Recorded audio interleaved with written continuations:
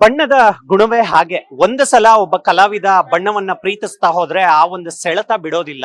ಇವತ್ತು ಶಾಸಕರಾಗಿರೋ ನಟರಾಗಿರುವಂತಹ CP. Yogeshwar sir ಬಾದಾಮಿಯ ಬೆಟ್ಟಕ್ಕೆ ನಮ್ಮನ್ನ ವೆಲ್ಕಮ್ ಮಾಡ್ಕೊಂಡಿದ್ದಾರೆ. ಕರ್ನಾಟ ಬಲಂ ಅಜಯಂ ಚಿತ್ರದ ಶೂಟಿಂಗು ಬರದಿಂದ ಸಾಕ್ತಾ ಇದೆ. ಆ ಶೂಟಿಂಗ್ ಮಧ್ಯೆನೆ ಒಂದು ಕ್ವಿಕ್ ಆಗಿ ಚಿಚ್ಚಾಟಿಗೆ ಸಿಕ್ಕಿದ್ದಾರೆ, ಮಾತಾಡಿಸ್ತಾ ಹೋಗ್ತೀನಿ. ಯೋಗೇಶ್ವರ್ ಸರ್, ನಿಮಗೆ ನಟನೆ ಹೊಸತಲ್ಲ, ರಾಜಕೀಯ ಹೊಸತಲ್ಲ, ಅನುಭವಗಳು ಹೊಸತಲ್ಲ. ನಾವು ಯುದ್ಧಗಳ ಬಗ್ಗೆ ಆಗಾಗ ಮಾತಾಡ್ತಾ ಇರ್ತೀವಿ. ಕೃಷ್ಣ ರಣರಂಗಕ್ಕೆ ಬರದೇನೆ ಯುದ್ಧವನ್ನ ಗೆದ್ದ. ಕರ್ಣ ತಾನು ಸೋಲ್ತೀನಿ ಅಂತ ಗೊತ್ತಿದ್ರು ಕೂಡ ರಣರಂಗಕ್ಕೆ ಇಳಿದು ಸೋಲ್ತಾನೆ. ನಿಮ್ಮ ಪ್ರಕಾರ ಈಗಿನ ಯುದ್ಧ ಹೇಗ್ ನಡೀತಾ ಇದೆ ಸರ್? ಈಗ ನನ್ನ 25 ವರ್ಷ ಆದ್ಮೇಲೆ ಮತ್ತೆ ಸಿನಿಮಾ ಮಾಡ್ತಾ ಇದ್ದೀನಿ. ಬಹಳ ಬದಲಾವಣೆ ಆಗಿದೆ.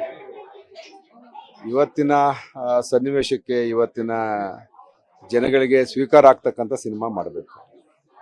ಆದರೂ ಕೂಡ ಒಂದು ಗಟ್ಟಿಯ ಕತೆ ಅನ್ನೋದಕ್ಕಿಂತ ಒಂದು ಬದುಕನ್ನ ಇವತ್ತು ಉತ್ತರ ಕರ್ನಾಟಕ ಆಗ್ಬೋದು, ಹಳೆ ಮೈಸೂರು ಆಗ್ಬೋದು, ಸಮಗ್ರ ಕರ್ನಾಟಕದಲ್ಲಿ ಏನೆಲ್ಲ ಭಾವನೆಗಳಿದೆ ಅನ್ನೋದನ್ನು ನಾನೊಬ್ಬ ಶಾಸಕನಾಗಿ ನನಗೆ ಇರ್ತಕ್ಕಂಥ ಒಂದು ಸಮೃದ್ಧಿಯಾದಂಥ ಅನುಭವದ ಆಧಾರದ ಮೇಲೆ ಒಂದು ಒಳ್ಳೆ ಗಟ್ಟಿ ಕತೆ ಮಾಡ್ಕೊಂಡಿದ್ದೀವಿ. ಈ ಚಿತ್ರ ಅದ್ಭುತವಾಗಿ ಮಾಡ್ತೀವಿ ಅನ್ನೋ ಆತ್ಮವಿಶ್ವಾಸ. ಯಾಕೆ ನಮ್ಮ ನಿರ್ಮಾಣದಲ್ಲಿ ಹಿಂದೆ ಮಾಡಿದಂಥ 2 ಚಿತ್ರಗಳು, ಉತ್ತರ ಧ್ರುವದಿಂದ ದಕ್ಷಿಣ ಧ್ರುವಕ್ಕೂ ಮತ್ತು ಸೈನಿಕ, ಎರಡೂ ಕೂಡ ಒಂದು ಸೈನಿಕನ ಕತೆ ಆದರೆ ಒಬ್ಬ ರೈತನ ಕತೆ. ಇದು ಕೂಡ ಒಬ್ಬ ರೈತ ಮಕ್ಕಳ ಕತೆ ಇದೆ. ಒಂದು ಒಳ್ಳೆ ಚಿತ್ರ ಮಾಡೋಣ, ಒಂದು ಹೊಸ ಪ್ರಯತ್ನ. ಏನೋ ಭಾಳಷ್ಟು ವಿಚಾರ ಇಟ್ಕೊಂಡು ಹೋರಾಟ ಮಾಡ್ತಾ ಇದ್ದೀವಿ. ಸೋಲು ಗೆಲುವು ಬೇರೆ, ಬಟ್ ಒಂದು ಒಳ್ಳೆ ಚಿತ್ರ ಅಂತೂ ಮಾಡ್ತೀವಿ.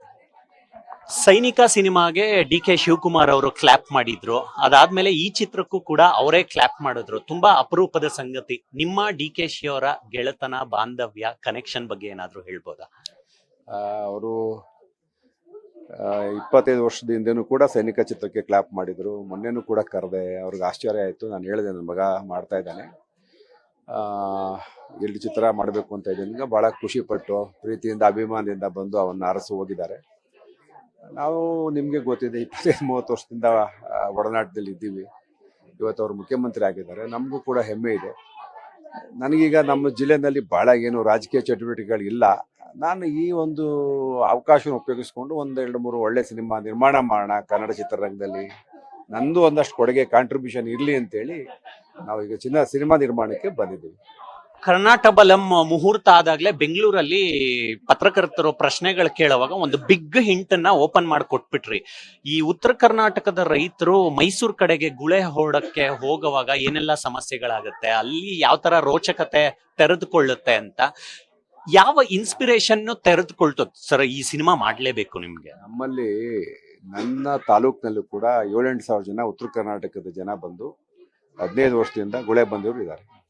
ಪಾಪ ಅಲ್ಲಿ ತಮ್ಮ ಬದುಕು ಕಟ್ಕೊಳ್ಳೋಕೆ, ತಮ್ಮ ಜೀವನಕ್ಕೆ ಅಲ್ಲಿ ಬಂದು ವಾಸ ಮಾಡ್ತಾರೆ ಅಂದ್ರೆ ನನಗೆ ಭಾಳ ಶೋಚನೀಯ ಅಂತ ಅನಿಸ್ತಾ ಇತ್ತು. ಇದು ಯಾಕೆ ಇವ್ರು ಹಿಂಗೆ ಬರ್ತಾರೆ, ಯಾಕೆ ಗುಳೆ ಬರಬೇಕು, ಏನು ಸಮಸ್ಯೆ ಇದೆ, ಅವ್ರು ಜೀವನ ಮಾಡೋಕೆ ಆಗಲ್ವಾ ಅಂತೇಳಿ ಹಲವಾರು ಪ್ರಶ್ನೆಗಳು ಎದ್ದೊಳ್ದಾಗ ಈ ಒಂದು ಕತೆ ನನ್ನ ಮನಸ್ಸಿನಲ್ಲಿ ಹೊಳೆಯಿತು. ಮತ್ತು ಇದಂತೂ ಒಂಥರ ಹೃದಯದಿಂದ ಬಂದಂಥ ಕತೆ. ಅದೆಲ್ಲ ನಾನು ಗಮನಿಸ್ತಾ ಇದ್ದೆ.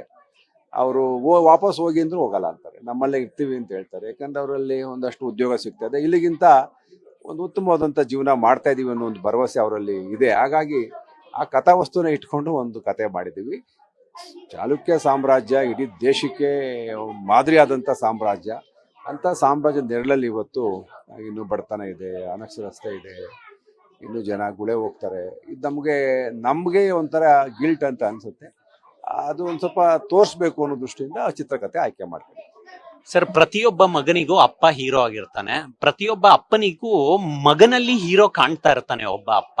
ಧ್ಯಾನ್ ಅವರ ಪರ್ಫಾರ್ಮೆನ್ಸ್ ನೋಡ್ತಾ ಇದ್ದೀರಾ ನೀವು ಮೂಲತಃ ನಟರೇ ಆಗಿರೋದ್ರಿಂದ ನಿಮಗೊಂದಷ್ಟು ಜಡ್ಜ್ಮೆಂಟ್ ಪಾಯಿಂಟ್ಗಳು ಬಂದೇ ಬರುತ್ತೆ ತಲೆಗೆ.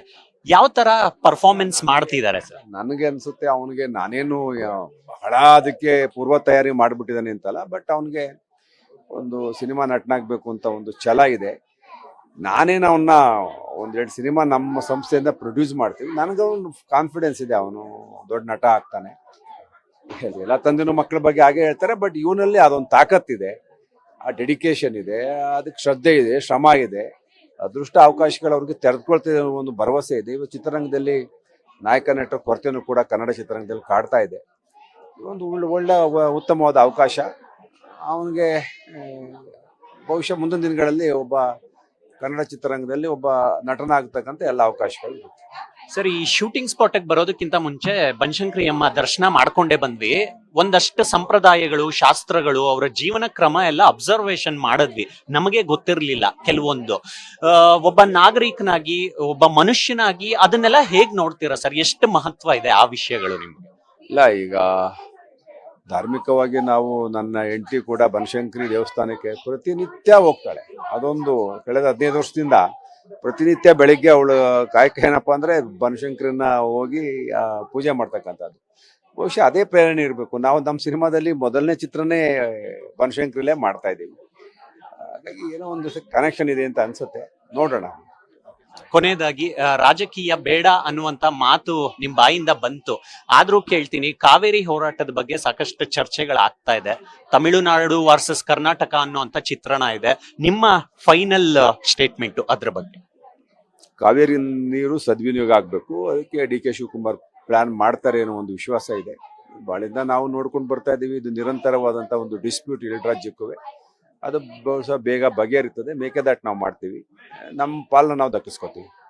ಬಲ ಹೆಚ್ಚಾಗ್ಲಿ. Thank you so much. Thank you. ಇವಿಷ್ಟು ಶಾಸಕ ನಟ CP ಯೋಗೇಶ್ವರ್ ಅವರ ಮಾತುಗಳು. ಕ್ಯಾಮ್ರಾ ಪರ್ಸನ್ ಗೋಪಿ ಜೊತೆ ಮಾವಳಿ ಕಾರ್ತಿಕ್, ಕರ್ನಾಟಕ ನ್ಯೂಸ್ ಬೀಟ್.